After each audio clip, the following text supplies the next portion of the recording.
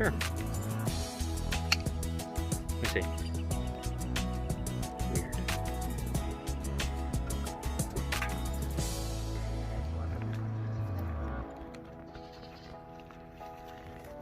There's the mother load. Some of these might be a little overdone.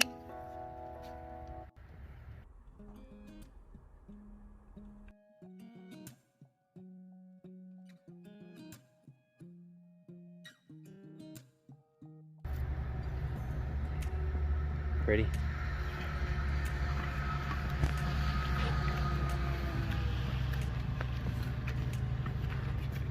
That's why I'm not.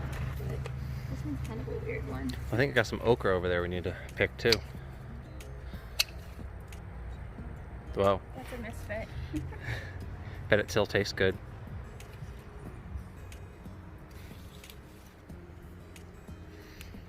Need another bucket? Okay.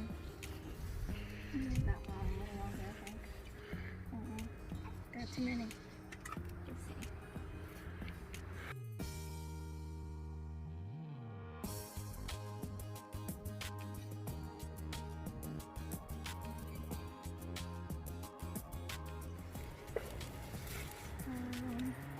Purple. And that was just like a rainbow mix. Yeah, that one's way overdone. The Easter egg one. This one's a huge one. Whoa. Goats will love those greens.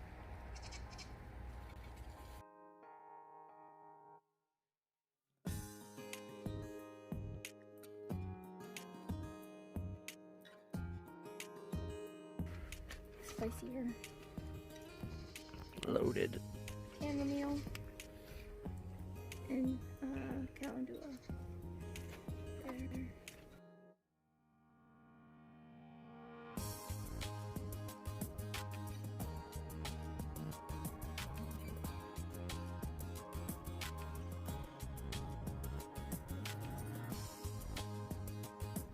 Done, but they're good for juicing. Maybe Do you know what variety this okra is? Clemson spineless, I think.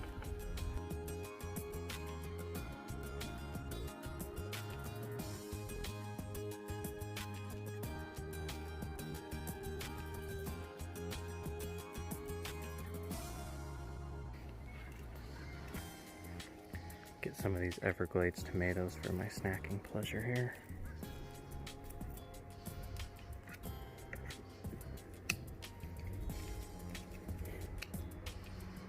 Super sweet little tomatoes. Don't need any care.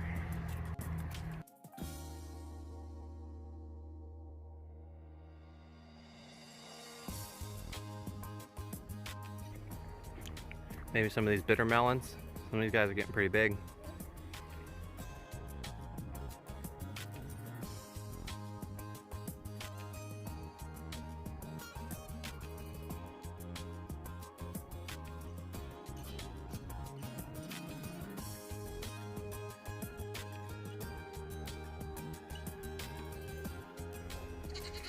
Tomato. That one's purple Russian.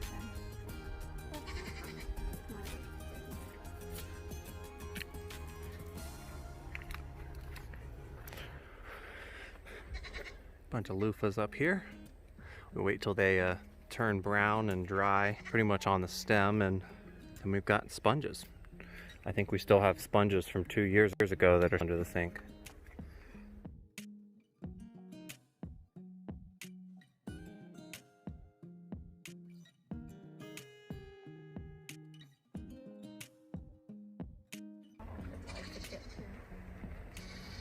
Oh wait, what's this? There's a couple extracts here, I think. Yeah, those are resting on the ground. Oh, a pretty round one there.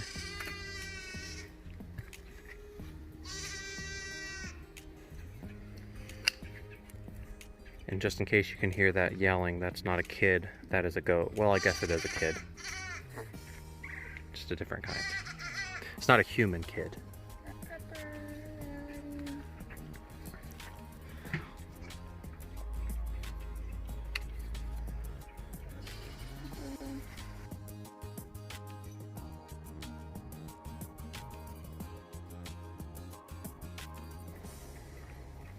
are the chocolate pears. Mm. These are Arkansas Travelers. Another good heat tolerant variety. Seems like it.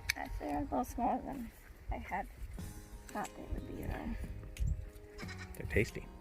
They are tasty. Some small ones up there that kind of want ground. As you can see, we attempted to make some bamboo trellises.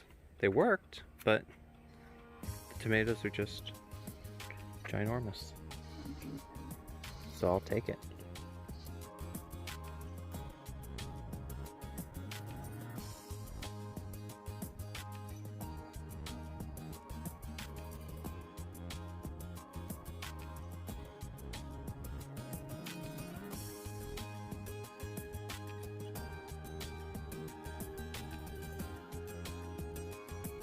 Oh, I gotta get those critter mountains over here. Can you reach? Oh.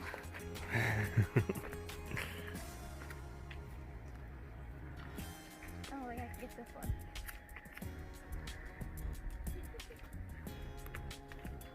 You have to get it.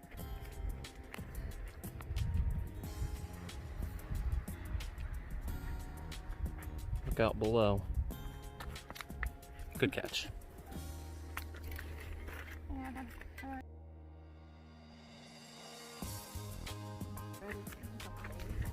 And these are yellow tomatoes. What are the variety? Lemon Boy. Lemon Boy. We've eaten a lot of those actually. I think that one's probably produced the most for us. Yeah, I like the taste. It has a nice kind of tropical taste.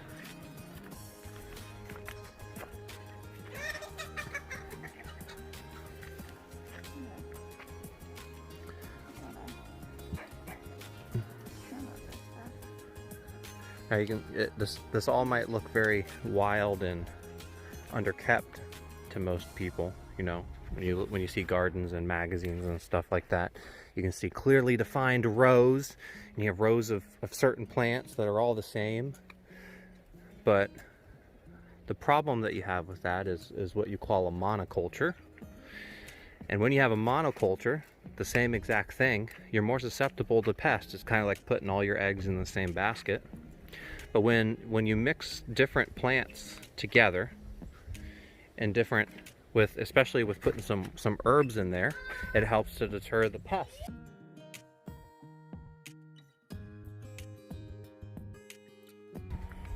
So right here we have Cuban oregano, and this is just taken off all over the bed, and you can see underneath here we have bunches and bunches of tomatoes, but we have zero pest problems with these tomatoes. All right, there's still plenty more for another day. We got bottle gourds up here we could probably collect.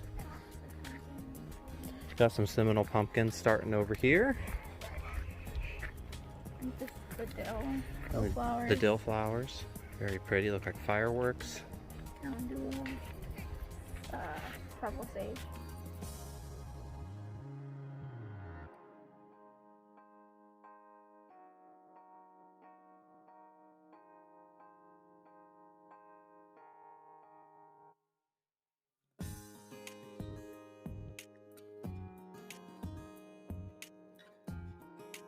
These are the new beds that we just finished up here.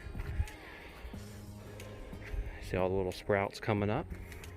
This is the last and final end bed. We just need a little bit more soil to put in there. These beds here are dedicated straight to sweet potatoes. And over here we have corn, a child, corn, and more corn. So we will do another update in a couple of weeks when we're ready to harvest again.